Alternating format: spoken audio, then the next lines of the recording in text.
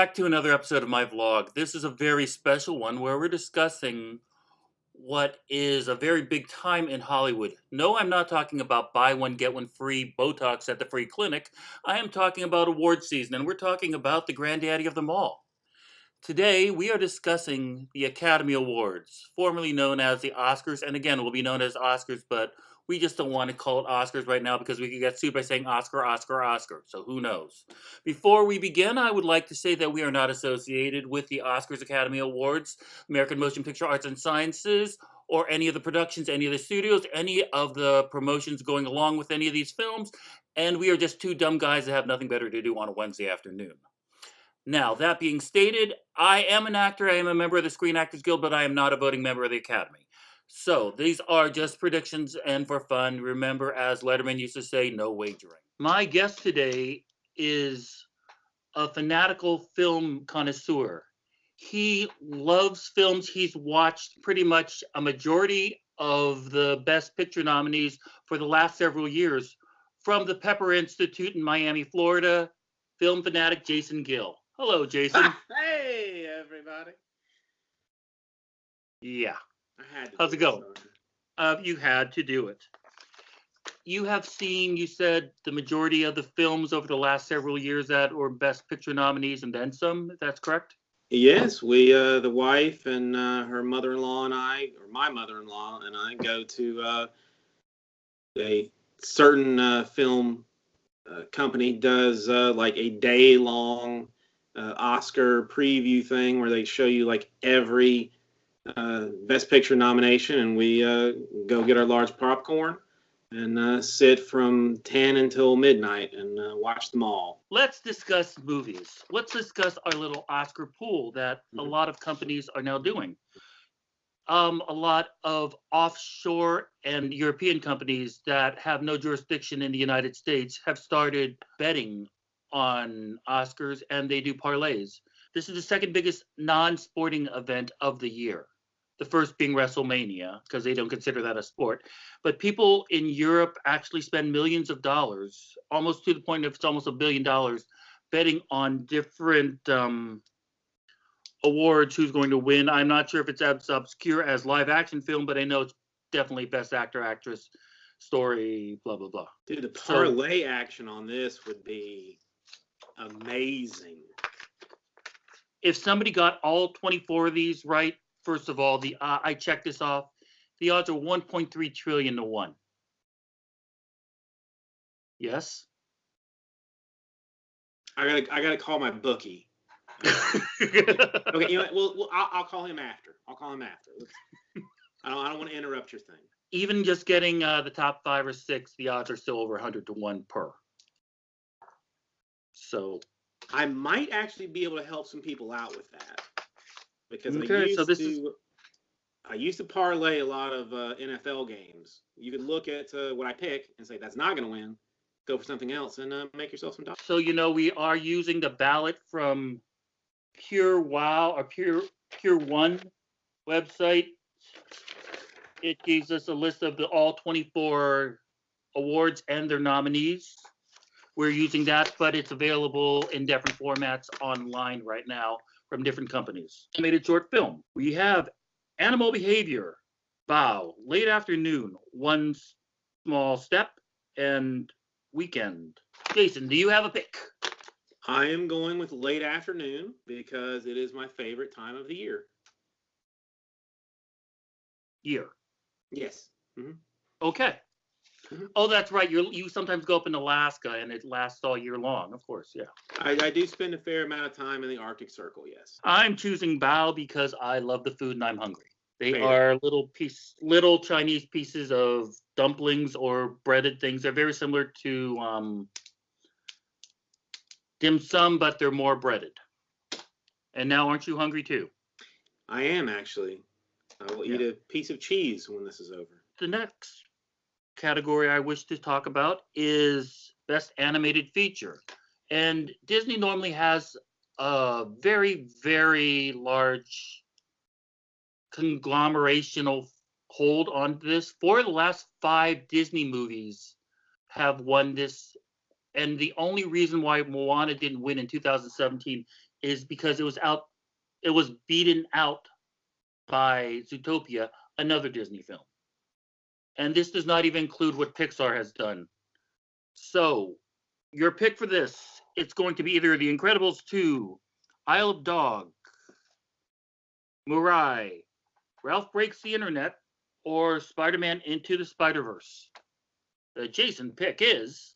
I want it to be Isle of Dogs because I am a huge Wes Anderson fan, but Spider-Man Into the Spider-Verse will win this category. My choice on this one is going to be Incredibles 2, just because it seems to have a way of dominating, destroying, slapping any number of things, even to its parent company. Can I ask you a quick question?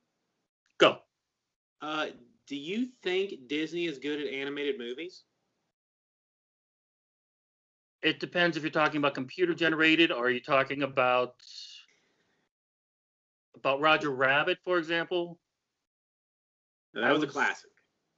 I would say that they have the capital to pay off reporters and interviewers enough to make them think that they really like it. And in such cases, I'll be more than happy to give them my PayPal account number.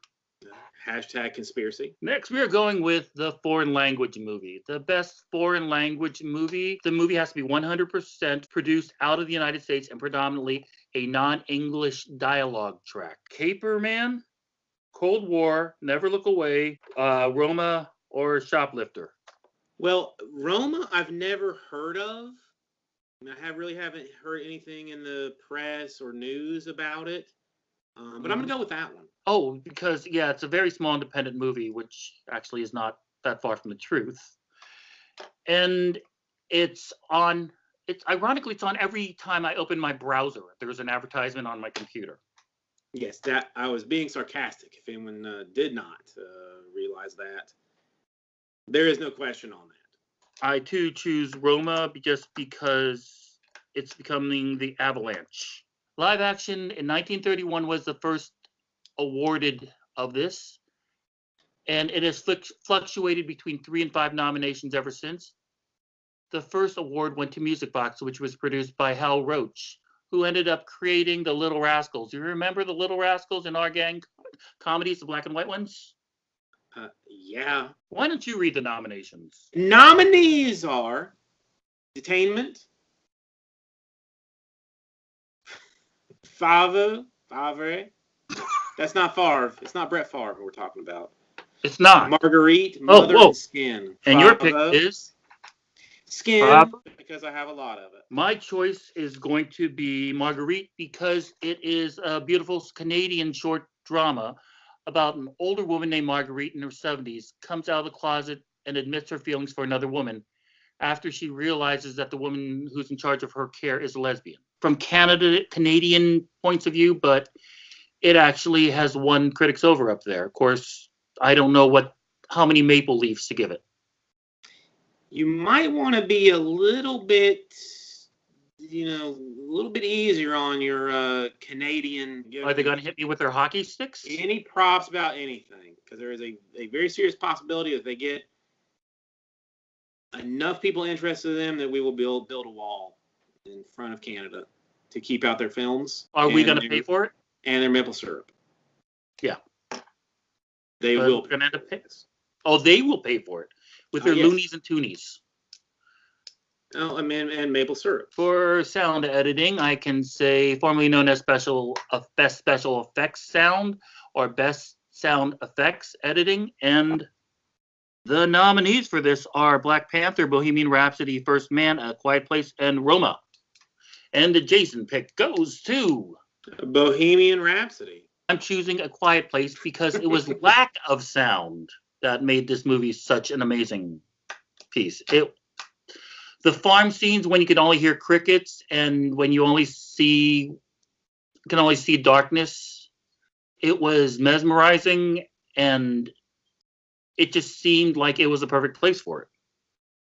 A quiet place, even? Somewhat. You could still hear Emily Blunt's fingers moving when she was doing sign language. I do like that. Sound mixing, Black Panther, Bohemian Rhapsody, First Man, Roma, and A Star is Born. And the Jason pick goes to I almost thought about changing this to A Star Is Born, but I am sticking with Bohemian Rhapsody as my gut instinct on this one because, again, music and good music. And again, I am a Queen fan, and I will agree with you on this one. Very, very good pick on that one. I compliment you. Indeed. Production design, originally called Best Art Direction, period pieces are often a favorite. And the nominees for this are Black Panther, The Favorite, First Man, Mary Poppins Returns, and Roma. And the Jason pick goes to... Well, real quick, did you know that period pieces are traditionally favorites in this category? I've heard that vaguely. Maybe in passing? Yeah. Not that it's going to affect my choice, but I am going with the favorite, as it is my favorite. Okay, my pick for this one is going to be Roma because why not? Favorite kind of tomatoes. Reason as any. Next one after that is Best Documentary Short Feature, with having running times of less than 40 minutes often draws the public to social concerns and social problems. The nominees are Black Sheep, Endgame, Life Beat, A Night at the Garden, and Period End of Sentence. And the Jason pick goes to... I am going to end my pick with Period End of Sentence. Endgame is currently streaming on Netflix, and it is about end of life. Starts with the Jack Kevorkian times and then moves on to modern times. It's a very uplifting film.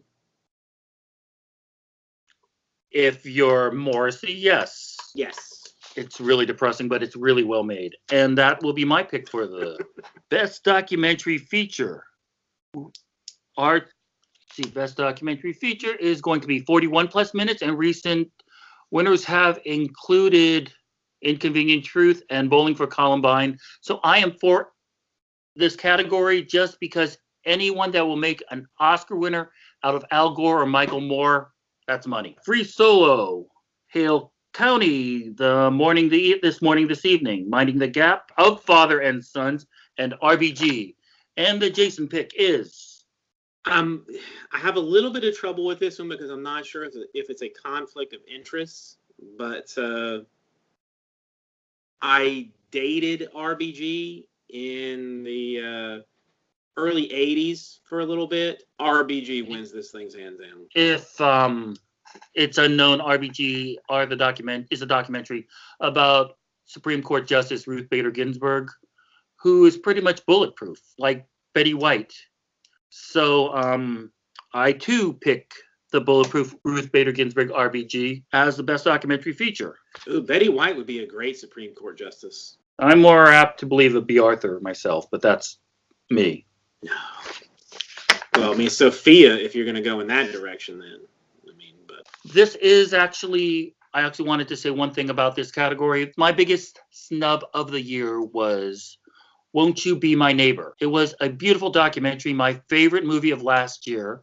It was about Fred Rogers, a.k.a. Mr. Rogers, and his history with public broadcasting. My wife and I saw this 90-minute movie. Really short, it flew by, but it was beautifully made and had both of us in tears numerous times. It is, if you're a Gen X, beginning of the millennials, but definitely also baby boomers, anyone in between that time, if you go see it, I guarantee there will be tears shed in a good way.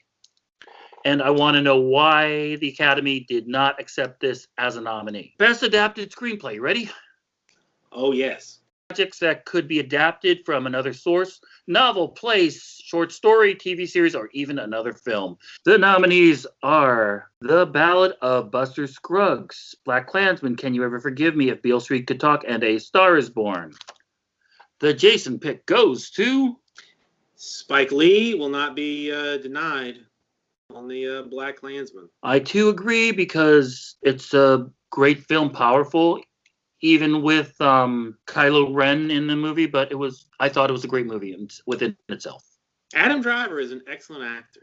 No, but other than that, we play Sunday League basketball here, like every other Sunday in Miami. And I mean, it's kind of, he feels like it's his choice as an actor to, kind of be that hardened type character. I mean, we've discussed it many times over mimosas on the beach. Oh, so you're able to move beyond just basketball. You could actually have conversation. Yes, I mean, we separated very clearly.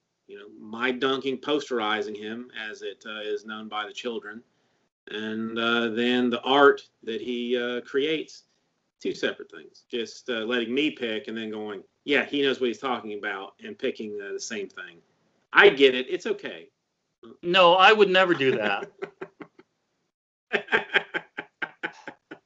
Best Original Screenplay, originally called Best Writing Screenplay Written Directly for the Screen. Winner of the most awards has been a unknown named Woody Allen, who won 3 when he was nominated for 16, not all in the same year.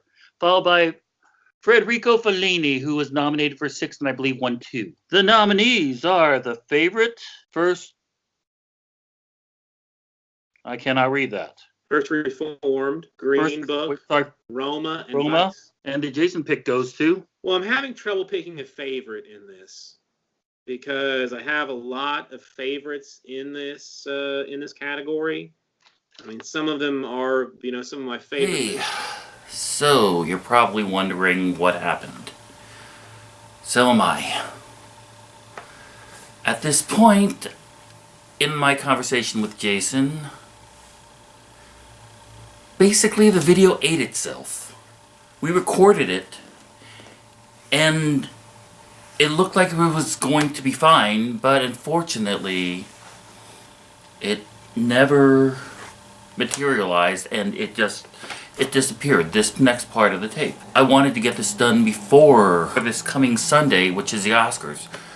So I decided to improvise. Didn't want to get Jason back on Skype, so I did the next best thing. I have his answers, and I will go over what he wants. Or maybe I have a reenactment of Jason, and he'll tell you what he wanted to vote for and what I wanted to vote for. Are you ready, reenactment? Hey! Hey, everybody! You ready? I sure am! Okay, so I think the last one we went to was Best Original Screenplay. It sure is! I wanted The Favorite. Oh, and I wanted Roma. Oh, Roma. Then the next category we wanted to do was hair and makeup. Well, the nominees are Border, Mary Queen of Scots, Vice. Well, I'm gonna pick Vice. Well, I'm gonna pick Queen Mary of Scots. Are you? I am. Followed by Best Costume Design. The nominees are The Ballad of Buster Scruggs, Black Panther, The Favorite, Mary Poppins Returns, and Mary Queen of Scots. Well, for this one, gonna pick my favorite, The Favorite. Well, in this one, I am going to pick Mary Queen of Scots yet again. Do you know much about that? Okay. You're still very smart. At this point, Best Cinematography. Nominees are Cold War, The Favorite, Never Look Away, Roma, and A Star Is Born. I'll pick Roma. I too will pick Roma. Hey, alright. Yeah, I know, we chose the same thing. Yes, we did. We're moving right along fast. You want to do the next one? Sure. Best Original Song. All the Stars from Black Panther. All 5 RGB. Places Where Lost Things Go from Mary Poppins Returns. Shallow from A Star Is Born. And When a Cowboy Trades His Spurs for Wings from The Ballad of Buster Scruggs. You did a very nice job. Thank you. Thank you. Okay, so I think we're both unanimous on this one. We both chose Shallow, Gaga Song. Well, thank you. Next one is Best Original Score. Black Panther, Black Klansman, If Beale Street Can Talk, Isle of Dogs, and Mary Poppins Returns. Well, now I'm going to choose Beale Street. And I'm going to choose Mary Poppins Returns. It's not as good as the Sherman Brothers, but Mark Shaman did a great job with the Mary Poppins music. Next one is Best Film Editing. Black Klansman, Bohemian Rhapsody, The Favorite, Green Book, and Vice. I'm gonna go for The Favorite again. Are you? My best film editing is going to be Bohemian Rhapsody. Oh, the one about Freddie Mercury. Yep, that's the one. Does that help? Okay, next one is Best Visual Effects. The nominees are The Avengers Infinity War, Christopher Robin, First Man, Ready Player One, and Solo, a Star Wars story. I'm gonna choose, Avengers. And I am choosing Ready Player One. Ooh. So now we're ready for the big ones. Ready? Oh yeah. Would you like to? Sure. Best Supporting Actor. Ali from Green Book. Adam Driver from Black Klansman. Sam Elliott from A Star Is Born. Richard E. Grant from Can You Ever Forgive Me? And Sam Rockwell from Vice. And who did you choose? Even though I like Sam Rockwell a lot, I'm gonna go Mahershala Ali. And I too will go Mahershala Ali. Again? Yeah, we tied. Best Supporting Actress, Amy Adams, Vice. Marina Del Varta, Roma. Regina King, If Beale Street Could Talk. Emma Stone, The Favorite, and Rachel Weisz, The Favorite. Well, the problem is, Emma Stone and Rachel Weisz are gonna cancel each other out because they're from the same production. So what do you want to do? Let's pick the same one. Okay, we're gonna both pick Regina King from If Beale Street Can Talk. And now, Best Actor. Christian Bale, Vice. Bradley Cooper, A Star Is Born. Willem Dafoe, At Eternity's Gate. Rami Malek, Bohemian Rhapsody. And Viggo Mortensen, Green Book. We're gonna pick the same one again, aren't we? I think so. Rami Malek from Bohemian Rhapsody. And it's time for Best Actress. Yay! Yatalza Aparicio from Roma, Glenn Close from The Wife, Olivia Colman from The Favorite, Lady Gaga from A Star Is Born, and Melissa McCarthy, Can You Ever Forgive Me? I'm gonna go with, some unknown named, Glenn Close. Close? You never heard of her? Nope. Well, I'm gonna pick Yalitza Aparicio from Roma. Okay. Best Director. Spike Lee, Black Klansman. Pascal Padashkovka, The Cold War. They're screwing up these names with something fierce. Yeah, I know. The Favorite. Alfonso Cuarón from Roma, and Adam McKay from Vice. I'm gonna pick Alfonso Cuarón from Roma. And I am going to pick Spike Lee from Black Klansman. I know. And now for the big one. You ready for the big one? Oh yeah. So, Best Picture for the 91st Academy Awards is going to either Black Panther, Black Klansman, Bohemian Rhapsody, The Favorite, Green Book, Roma, A Star Is Born, Vice. And your pick is Roma! And my pick is Bohemian Rhapsody. Anyway, that's our picks for this coming weekend. Good luck to all the nominees. And we will be doing a recap, and I promise to record the full thing next week, and it'll be released next week along with a special interview. Everybody have a great, safe weekend from Hollywood, home of the Academy Awards. That's a wrap.